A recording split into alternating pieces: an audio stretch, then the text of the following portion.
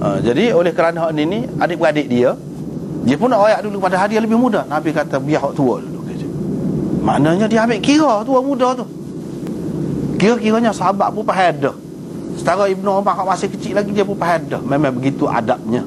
Dengan sebab itu dia tidak jawab tak tu kalau. Tapi nak cerita di sini, dia tu telitah. Sekiranya dia jawab, dia tidak nak melera orang-orang hak tua ni, sama sekelas dengan dia lah, sama sebaya dengan dia, tentu dia betul. Maknanya hak telitah tu. Kalau dia jawab, tentu betul. Orang lain tak nak jawab seorang. Dalam tu ayah dia pun ada dalam majlis tu. Abu Bakar pun ada. Ramai lagi orang-orang lain pun ada. Begitu. Dan sebelum pada ni, minggu dululah, bulan lepas, kita sudah jumpa dah hadis yang sama. Tapi di situ maksudnya lagu lain. Imam Bukhari nak cerita, orang yang nak dapat ilmu banyak ni, dia tidak nanti modal banyak. Itu cara dia. Memang cara dia pelik. Satu hadisnya kepada ahli ilmu, dia boleh buat keluar macam-macam masalah daripada itu. Cuba tengok saya misalnya, hadis sama, tapi saya buat tajuk lagu lain. Itu kesimpulan yang dapat kita ambil daripada hadis yang sama. Begitulah hendaknya, supaya orang nak jadi kaya tidak nanti modal besar. Kalau dia pandai, daripada kecil pun boleh, sikit je. Tapi kalau tak pandai, banyak pun hilang. Banyak pun hilang. Jadi rugi semacam. Supaya ngaji pun lagu tu juga tak kena kaya. Kau lama kau teruk. Orang kamak kau lama ngaji kau boleh. Kita sebenarnya kau teruk. Ada juga. Imam Bukhari nak cerita, iaitu kita kena faham sesuatu perkara tu boleh diambil banyak perkara daripada, boleh disimpulkan banyak perkara. Misalnya satu hadis, begitu juga benda-benda lain. Jangan kita ingat semua kitab tu kita kena ngaji. Orang yang cerdik, dia tu ngaji tidak banyak. Dia ngaji tidak banyak. Dia ngaji sebutir 2 ya, tapi dia boleh kembangkan hal tu. Ada orang yang tidak begitu. Imam Bukhari naknya anak murid dia ni lagu tu, walaupun benda tu sesat, tapi kita boleh faham banyak. Apa maksud Nabi SAW bandingkan orang Muslim, bandingkan pokok itu dengan Muslim, serupa dengan orang Muslim. Pokok tu serupa dengan orang Muslim. Jadi ada beberapa pendapat ulama yang dikemukakan di sini. Dia buat pokok kurma tu serupa dengan orang Muslim. Serupa dari segi mana? Dari segi istiqamah dia. Orang Muslim, ni dia kena ingat, Imam Bukhari ni cara dia lagu tu. Kita duk ngaji ni, ngaji ni pun kena istiqamah juga. Orang Muslim yang berjaya, dia kena istiqamah. Gapo-gapo pun dia kena istiqamah. Istiqamah ni lagu mana? Satu, dari segi zahir dia tu tegak, tetap, tidak kata mudah nak patah. Dak. Kalau angin derah pun tak patah, kecuali kalau derah benar lah. Kalau mudah-mudah sikit-sikit, tak, tidak lagu tu. Lepas tu zahir dia tu nampak tegak. Tidak kata kok ni, kok luyuk, kok ni, tidak. Dia tegak dari segi zahir. Kemudian dari segi isi dia, kandungan dia tu, makna dia tu, apa dia? Iaitu dia ni mengeluarkan buah sepanjang masa. Dari segitu. Kalau kita tengok satu pokok, kalau di kalangan Arab lah, pokok kurma lagu tu ada semua buah. Kalau tak banyak pun sikit. Kalau musim tak berapa jadi, ada juga sikit pun. Nak kata tak ada langsung, tak. Itu dari segi buah. Lepas tu dari segi munafaat dia, hak lain pun banyak. Kalau orang Arab ni kan, asas dia segala-galanya pokok tamal. Kalau bagi orang kita, sepuluh kita ni kan, pokoknya dia tempat-tempat negeri masing-masing ni ada beza-beza. Tetapi di antara pokok-pokok tu bagi sesuatu bangsa tu, dia ada keistimewaan dia. Dia anggap ni sangat berguna. Kalau kita kata pokoknya, lidi dia boleh buat lidi. Ni pun lagu tu juga. Dia rupa pun dekat.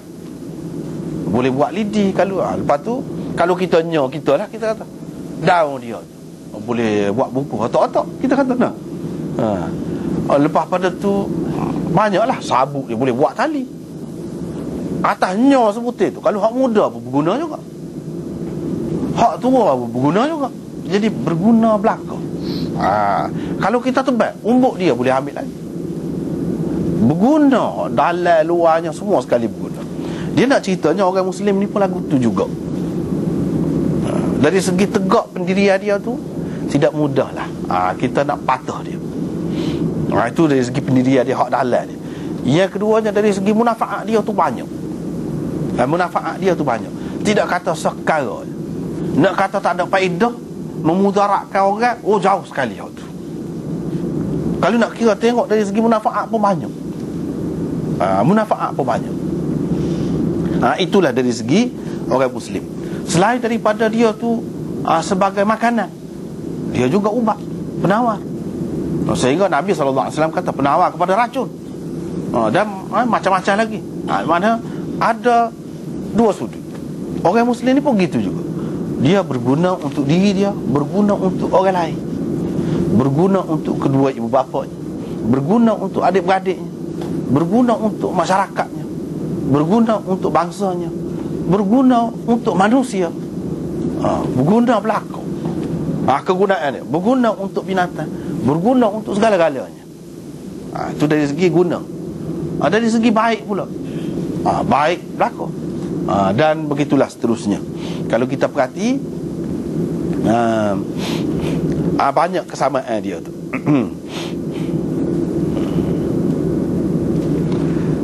Kalau semasa hidup pun berguna, selepas mati pun berguna. Begitulah juga orang Islam. Dia tidak sia-sia. Kalau katakanlah kita ni mati, apakah amalan kita habis? Tak. Dengan hak kita duduk buat dekat Tuhan, kembangkan semua.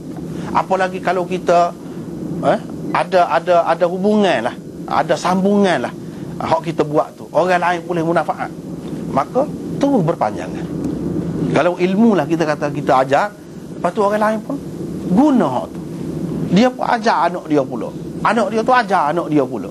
Kita mati dah, maknanya masa kerja kita ringkas. Tapi dari segi pahala yang diperlukan dilakukan oleh orang yang hidup tu, kita dapat juga, supaya kita hidup juga. Yang pentingnya semasa kita hidup tu kita buat sesuatu, biar panjang. Biar panjang. Itulah cara Nabi SAW ajar. Biar panjang. Sebab itulah dia buat contoh tu kan, 3 tu kan. Manusia ni bila mati putus amalan dia, kecuali 3 perkara. Anak soleh, kecuali 3 perkara. Macam-macam lah dulu. Kemudian sedekah jariah. Sedekah jariah ni makna sedekah yang orang boleh tupai, orang boleh guna sepanjang masa. Misalnya kita kata dia wakafkan tanah untuk tempat pengajian misalnya. Orang duk mengaji semua sampai ke bila. Kalau utuh bangunan tu orang buat pula situ. Muka wakaf dah. Tak boleh nak warga lain dah. Muka wakaf untuk tu. Kita kata wakaf untuk anak yatim, untuk orang miskin. Orang miskin ni ada semua. Tanah dia tu seka tu kita kata dia wakaf. Sampai ke bila? Boleh semua. Supaya dia duk bui anak bulan semasa dia hidup. Boleh semua. Nabi SAW ajar lagu tu. Yang keduanya ilmu. Ilmu ni kan dia jenis panjang. Ilmu yang diambil munafaat. Ada juga ilmu yang tidak munafaat. Ilmu ada munafaatnya, tengok panjang. Misalnya kita kata mengajar. Dia mengajar anak dia. Kalau dia jadi hebat lagi, bukan sekadar anak dia, dia mengajar orang lain. Dan begitulah seterusnya sampai ke akhir zaman. Tak putus-putus pahala tu, supaya dengan dia duk hidup. Supaya dengan dia duk hidup. Itu yang kedua. Yang ketiganya anak soleh. Anak tu pun dia akan ada zuriat berterusan tu. Hak jenis tu lah, hak jenis tu. Tapi ada juga Tuhan takdirkan kan? Tuhan takdirkan kita sedekah jariah, tapi hak kita sedekah tu sampai sekerak jalan. Sampai sekerak jalan. Lepas pada tu orang tak guna. Boleh jadi betis kat tu. Boleh juga. Anak pun boleh jadi. Anak cucu beberapa generasi lepas pada tu jadi mandu. Tak ada dah lah. Putih sekat tu. Hak tu nak doa kata tu biar berpanjangan sampai ke kiamat. Sampai ke kiamat tu. Supaya juga ilmu. Ada kalanya cuba tengok misalnya ulama-ulama besar ni, imam mujtahidin. Mazhab Hanafi berjuta orang. Syafi'i begitu juga, Malik begitu juga, ramai kan. Tapi ada setengah-setengah tu memang kita maklum dia tu mujtahid juga.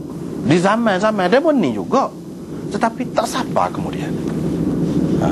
Ilmu dia tu orang tak guna. Jadi berhenti sekat tu, nak orang nasib dia sekat tu. Hak tu kita tak tahu. Tuhan nak beri sebanyak mana kau seseorang tu tak tahu. Benda gitu keadaan hidup ni mana tak tahu. Sebanyak mana Tuhan nak beri kita. Supaya ahli ilmu sana ni lah, Sufyan Tsauri, mana ada mazhab dia? Orang duduk pakar mazhab dia. Adalah dalam kitab tu jangan-jangan seorang orang alim pakar dah ni mazhab dia ni kita tahu ni. Orang lain tak ada pendapat lagu ni mazhab dia. Tapi umumnya hak pakar ada ke? Tentu sekali lah. Kalau hak sikit ni kan tak banyak lah pahalanya nak banding dengan hak banyak ni. Itu nak rayaknya dia, kita tak tahu juga. Walau bagaimanapun itulah jalan untuk berpanjangan pahala kita. Itulah jalan. Carilah jalan-jalan yang seumpama itu. Jangan kita buat sesuatu yang pendek. Pendek ni lagu mana? Misalnya, contohnya lah, bila mati kan, buku nasib lauk. Misalnya buku nasib lauk ataupun buat bewah kau, dah lah salah. Tu lepas pada tunya, lepas makan kenyang, habislah. Sekali tu je lah. Habisnya banyak kalah. Beribu juga. Kalau lembu seekor tu lah ni. Bukan hanya lembu sajalah, benda lain lagi. Dah lah Nabi SAW larang. Kita bimbang takut boleh dosa. Walaupun kita niat molek, tetapi tak ada kau lebih molek. Kalau kita kata molek pun, mana molek dengan kalau kita bui ni duit ni bui kepada perpustakaan biar dia awak beli buku kitab, mana baik? Mana baik? Tentu lebih baik hak tu orang jadi pandai, jadi alim. Tempat kita ni dia tak ada. Sebab apa? Kita banyak bergantung dengan kerajaan. Berapa-apa pun kerajaan berlaku, muka kerajaan buat kan. Jadi kita pun jadi tidur je lah. Jadi, masjid pun kerajaan buat, goni pun kerajaan buat. Tapi setengah-setengah negeri tu kan, orang Islam ni berdiri sendiri kan, memang hidup benar. Amalan-amalan lagu ni hidup benar. Sebab itulah tempat saya mengaji dulu pun sini, kita tak beli kitab. Tak beli. Dia bui. Mari mana kita? Orang-orang saat ni lah cerdik. Orang dia cerdik. Kalau percetakan, dia bagi buku. Kalau tidak percetakan orang kaya, dia cetak lah. Dia cetak buku. Ni cetakan ni saya nak 10,000 misalnya, saya bayar. Lepas pada tu dia pergi bui kepada sekolah-sekolah, universiti. Pelajar-pelajar tu mengaji, guna tu. Lepas tu bila habis tahun tu, hantar balik. Sebab kita sinilah kerajaan kan. Sana lagu tu juga kan, hak mana-mana jadi alim tu guna kitab dia tu tidak boleh pahala. Boleh pahala berpanjang. Dia mengajar pula dalam bentuk lain, dia nulis pula dalam bentuk lain, tapi tak boleh ke dia tu panjang tu. Daripada kita buat makan saat ni. Kalau katakanlah boleh lah pahala, katakanlah boleh, dunia niat molek ni lah, sekat tu je lah. Lepas tu gijam habis hak makan tu dah. Setengah-setengah tu kenyang dah pun, tapi dia jadi tradisi lah. Lepas tu kalau dia kata, takut orang kata, habis lah saja, nak boleh gapo. Itu kalau kita andai katakan boleh pahala. Boleh pahala ni kalau ikhlas. Ni dah kata dulu dah, kalau malah sibuk orang. Lebih baik kita buat. Jadi kerana orang, bukan kerana Allah. Kalau kerana Allah, dia kena mengikut sunnah. Kalau tidak mengikut sunnah, tak boleh. Begitu. Nak buat kebajikan, nak gapo ni. Itu bendanya. Jadi hak kita duduk banding tadi, nak ayatnya orang Islam ni lagu mana cara dia berguna selepas akhirat. Dia berguna selepas akhirat tu, dia kait, dia bermula daripada hidup dia ni. Hidup dia ni memberi munafaat dan kegunaan kepada dia di akhirat.